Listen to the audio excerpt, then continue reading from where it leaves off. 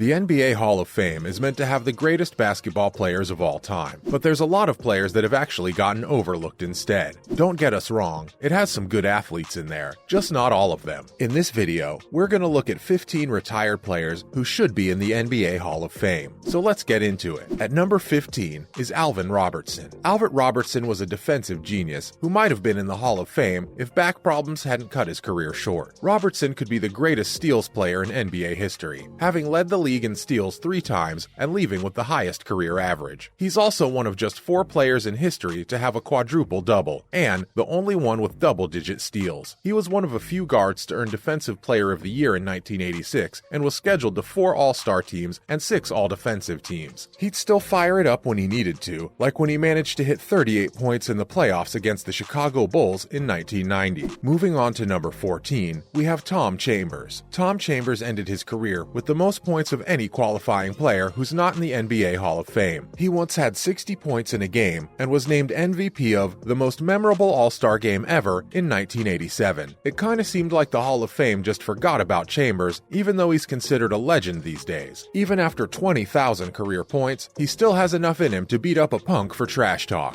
Next at number 13, Robert Horry. Most basketball fanatics will probably tell you that defense is what wins championships, but Robert Horry proves that theory wrong. Horry won 2 championships with the Houston Rockets, 3 more with the Los Angeles Lakers, and another 2 more with the Spurs. It wasn't by chance either. Big Shot Rob was amazing in big games. Horry blocked 5 shots and scored 4 3-pointers in Game 1 of the 1995 Finals, had 7 steals in Game 2, and hit a 3-pointer in Game 3. In the 2002 Conference Finals, he saved the Lakers with a buzzer beater in Game 4. Horry scored 21 points off the bench in Game 5 of the 2005 NBA Finals, including 5 3-pointers, a dunk over Rip Hamilton, and the perfect shot in overtime. At number 12, we have Chauncey Billups. There's no doubt in our minds that Chauncey Billups belongs in the Hall of Fame. The Pistons icon got the title Mr. Big Shot for his contributions to victory, ending in their stunning 2004 Finals victory against the Los Angeles Lakers, with Billups earning Finals MVP. During his 6 full seasons with the Pistons, the team earned 6 straight conference finals appearances, with Billups averaging 17.6 points per game and 5.9 assists per game. His per-game averages might not be legendary, but Billups deserves to be in the Hall of Fame. Coming up at number 11 is Joe Johnson. Joe Johnson is probably the most obvious pick for the Hall of Fame, but somehow he isn't there yet. Joe has been an All-Star 7 times, is ranked 10th all-time in 3-pointers, and has redefined himself several times during his NBA career. As a rookie in Boston, he was a fierce defender. He added a 3-pointer in Phoenix. The player started off as a playmaker and scorer in Atlanta. By the time he went to Brooklyn and Utah, he developed into a veteran leader and deadly isolation scorer. 12 years into his career, he was still capable of scoring 29 points in a quarter. At the 10th spot is Larry Costello. Larry Costello was an early NBA point guard who appeared on 6 All-Star teams with the Philadelphia Warriors and Syracuse Nationals. He came back from retirement in 1967 to play for the 68-win NBA champion Philadelphia 76ers and as the Milwaukee Bucks' first coach. He actually managed to guide them to a championship in 1971. Costello could be the last two-handed set shooter to play in the NBA, so he might struggle against current NBA defenses. He played 69 minutes in a 6-overtime game versus Siena while at Niagara University, and the school actually changed his number to 69 afterward. Nice. Next up at number 9 is Glenn Rice. Glenn Rice has a long list of impressive basketball accomplishments. On the Lakers, he won an NBA championship alongside Shaq and Kobe. In 1989, he led Michigan to an NCAA title and was named Most Outstanding Player. He won the 3-point shootout in 1995, was named to 3 All-Star teams, and hit 40% from 3 in his career. Rice might have been a larger celebrity in today's 3-ball era, but he deserves to be remembered for being in the NBA Hall of Fame more than anything else. Moving on to number 8 is Pau Gasol. Pau Gasol was basically a legend back in his prime, which is why it's crazy that he's still not in the NBA Hall of Fame. He's one of just 4 NBA players to have more than 20,500 points, 11,000 rebounds, and 3,800 assists. Gasol and Kobe Bryant won 2 NBA championships with the Los Angeles Lakers in 2009 and 2010. He was a 6-time All-Star, 4-time All-NBA selection, and the Rookie of the Year in 2002. He helped Spain win 2 silver and 1 bronze medal as a member of the Spanish men's Olympic squad. He's without a doubt the greatest Spanish import in the NBA. At the number 7th spot is Rolando Blackman. Blackmon. Rolando Blackmon was a defensive star and great team player for the 1980s Dallas Mavericks. As a 6'7" shooting guard, he paired with Mark Aguirre and Derek Harper for 5 straight playoff appearances, but couldn't beat the Showtime Lakers. He then went on to talk about the Knicks and Pat Riley, who said that not playing Blackmon more in the 1994 finals was his worst regret in his career. Coming up at the number 6 spot, Tim Hardaway. Tim Hardaway missed up his knee and missed the whole season after making 3 consecutive All-Star teams with the Run TMC Warriors. But later, he came back an even better player. When he was with Miami in 1997, he finished 4th in MVP voting, shot 44% from 3, and advanced to the conference finals. Although Hardaway did make some pretty homophobic remarks back in 2007, he started working with LGBT organizations and was actually the first signer on a petition to legalize homosexual marriage in Florida by 2013. So, maybe he learned from his mistakes. At number 5 is Bill Laimbeer. For the most part, Bill Laimbeer was one of the league's most physical players during the time he was playing for the Bad Boy Pistons. Lambs averaged 16 points and 13 rebounds a game at his prime, and he appeared in 4 All-Star games throughout his career. He was one of the 3 most essential players on 2 championship teams, the only ones to beat Michael Jordan's Bulls in the conference championships. Next, at number 4, is Max Zaslavsky. Max Zaslavsky is probably the only NBA scoring champion not in the Hall of Fame. At the age of 21, he was the top scorer in 1948, the youngest scoring champion until Kevin Durant. After one outstanding year at St. John's, Zaslavsky managed to make 4 All-NBA first teams, a record for any non-inductee. Yes, one-and-done players existed in the 1940s. Zaslavsky was a member of the NBA's 25th anniversary squad in 1971, although now he's basically forgotten. At the 3rd spot is Bob Dandridge. Bob Dandridge has scored more points in the NBA Finals from the 1970s than any other player. Despite being mainly a defensive stopper, he was a dangerous shooter between 10 and 18 feet and was regarded as one of the league's quickest players. He won championships with the Bucks in 1971 and the Bullets in 1978. Though the 79 Bullets were defeated in the finals, Dandridge led the way with 39 points in Game 7 of the conference finals. As if that wasn't enough, Dandridge was actually the one that set up the whole NBA rookie transition program. Coming up at number 2 is Detlef Schrempf. Before Dirk Nowitzki, Detlef Schrempf used to be the most well-known German import in the NBA. The man played for Indiana Pacers, Seattle Supersonics, and even Dallas Mavericks during his 16-year NBA career. He was a 6th Man of the Year twice at Indiana, and also played in the NBA Finals with the Supersonics back in 1996. Despite averaging 13.9 points per game during his NBA career, Schrempf is one of just 16 players in NBA history to have more than 15,500 points, 7,000 rebounds, and 3,800 assists. 14 of those NBA players are already in the Basketball Hall of Fame, so it's only natural that Schrempf will follow them. Finally, at number 1 is Shawn Kemp. Shawn Kemp made 6 All-Star teams and even appeared in 1 NBA Finals, but his dunks alone should be enough to get him into the Hall of Fame. He's one of the few players for whom a top 100 dunks compilation wouldn't be excessive. Everything went downhill when he was transferred to Cleveland and gained a bunch of weight, but even at 300 pounds, Kemp was a 20-10 player. It would really be a shame not to have Kemp in the Hall of Fame. That's a wrap for today's video. Which one of these retired NBA players do you think should be in the NBA Hall of Fame the most? Make sure to let us know in the comments down below. As always, don't forget to give this video a thumbs up and click the subscribe button for more videos like this one.